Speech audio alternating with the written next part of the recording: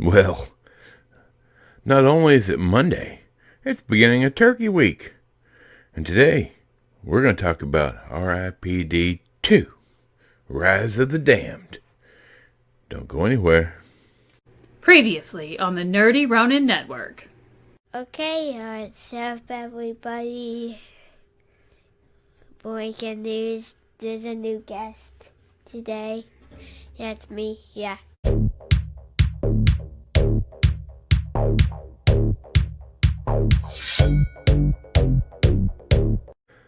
You know, I love turkey. So this week is especially close to my heart, dear and near, because I didn't get this spat by eating vegetables. Happy Monday, happy Turkey Week. The week has begun, and Thanksgiving is just a couple days away. So what am I going to do to celebrate Turkey Week? Well, I'm going to start it off talking about a really bad writer. Thanks for being here. Like and subscribe if you haven't already. In the description down below are things we love. Nobody pays us. Just check it out. You might find something awesome. Now that's out of the way, let's talk about failing upwards. Oh boy. Alright. First things first. I love a good Western. I always have. There's something fantastic about the way the West was won. I mean, there's great Westerns. Silverado, Lonesome Dove, Pale Rider. I mean, the Unforgiven. Westerns are just a great and wonderful type of film that should be treated as such, in my opinion. Magnificent Seven. I even like the remake. I just enjoy a solid, great Western. I would turn the camera and show you, but I literally have a framed picture of John Wayne on my wall. That's right. I love Westerns. So, I didn't know R.I.P.D, a sequel to that, was coming out. I do enjoy the first one. It was fine. Could have been better? Yes. Was fun to watch? Yes. And the character that Jeff Bridges played was fantastic. But I had no idea a sequel was coming out. So when I did find out, and I looked at the storyline they were going with, of how Jeff Bridges' character became, or who he was, and when he first got with the R.I.P.D department, I had a little tingle in my soul at how fantastic might this be. If only it wasn't made by weirdos in Hollywood. So, I was happy to watch it. I was excited. And then I watched it, and I was no longer excited. And it wasn't because it was a bad story. Excuse me. Got a bit of a cold. My apologies. I will try not to cough on you as we go through this. First things first, let's take a look at it. R.I.P.D 2, Rise of the Damned, 2022, PG-13, an hour and 42 minutes. I will scroll down so you can see it was directed by Paul Layden. I don't know who that is. These two writers, though. Well, one of them's the director. Imagine. These two writers. We don't know which one's the idiot, but one of them is. We'll talk about it in a minute. Jeffrey Donovan plays the main character, Jeff Bridges' character, a younger Jeff Bridges. And I have to say, I like him as an actor. Burn Notice was a great show. He did a good job there. I'm not going to stick with this screen. I'm going to make you look at my big fat mug. Look, you had the ingredients for a good story. A well-told story. And then 2022 happened. And I don't know whether it was the director or the other guy. I don't know. Don't care. You had me at the beginning when Roy gets killed and goes to the R.I.P.D department. You had me. It was well done, well thought out, interesting. The start of a great story. And then he's told about the R.I.P.D department, and as usual, he wants to go back to see his loved ones, mainly his daughter, one more time. Right? And all that jazz. Everything that happened in the first one, it's always going to go through their mind. But he signs on the dotted line.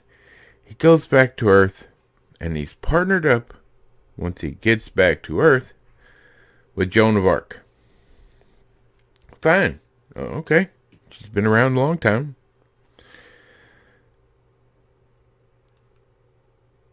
And then they look in the mirror. And this is the 1800s, or whatever it is, the Wild Wild West.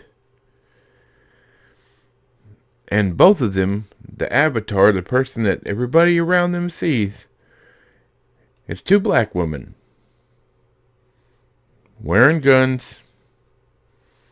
Bounty hunters is the story they're going with here. Which, alright.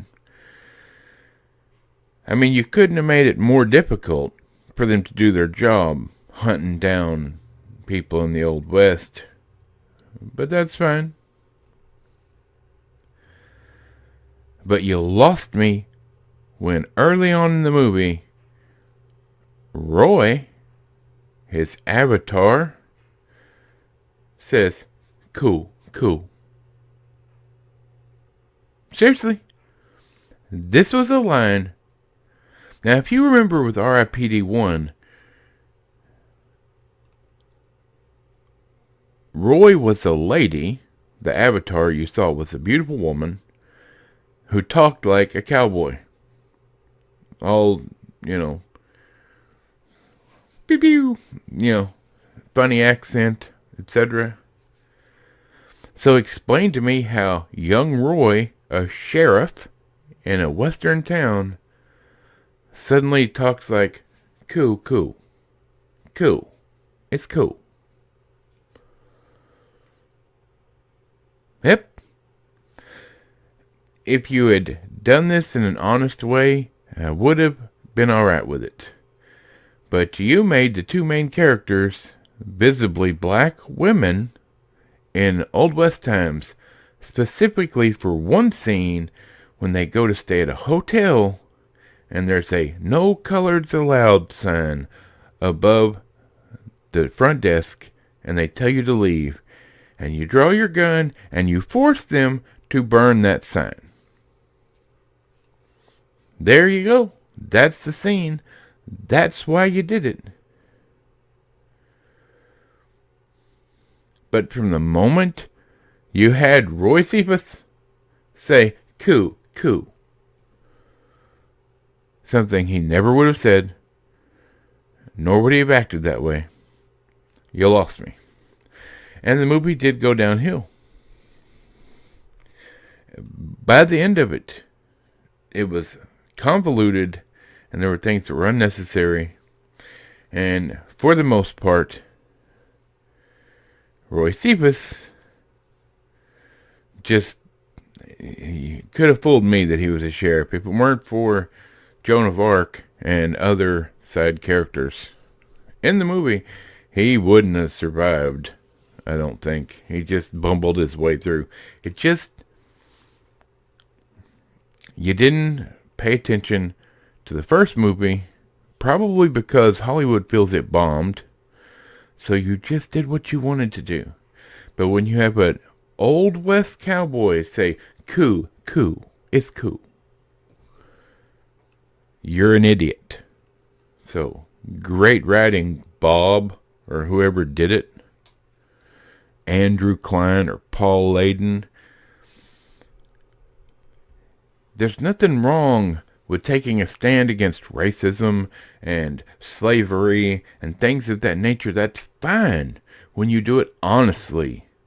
But when you just do it just so you can put a scene in the movie showing that the strong person of color, female person of color, can do anything a white man can do, or whoever they're supposed to be, it didn't make sense. It was pandering. The writing's not great. Some of the dialogue's not great. I will say Jeffrey Donovan's he's the best thing in this movie. He does a fantastic job when it's him.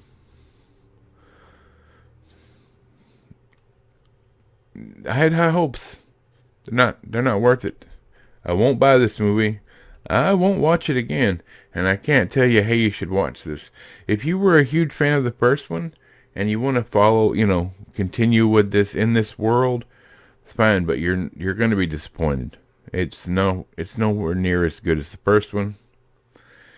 And it's a shame because they had a chance to do a fantastic story with a really good main character and really delve into the origin of Jeff Bridges' character, who by far was the favorite character of R.I.P.D.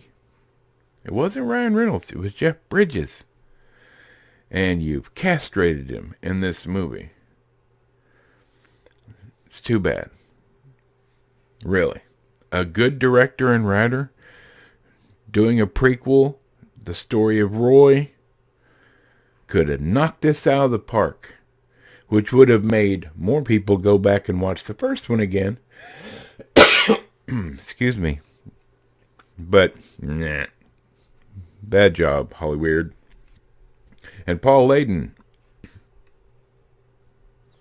No. Sorry. Well, there you have it. I will say I'm more excited about eating turkey on Thanksgiving with some canned cranberry sauce than I am of talking about this movie. And that's unfortunate. How do you ruin a Western? Watch this and you'll see. So I hope you guys are prepped and ready for Thanksgiving and are going to have loads of fun and celebrate with your families. If you're alone this Thanksgiving, reach out to someone. Remember, there's always somebody that feels just like you do. So don't let Thanksgiving get you down. Oh, for all of us here, we are happy you're here, happy to have you, and we want you to have a great, great day and a great rest of your week. And we will be back on Wednesday, of course. So for Michael the Microphone, Bob, Squeaky Chair, and this Western-loving fat nerd, we'll see you on Wednesday.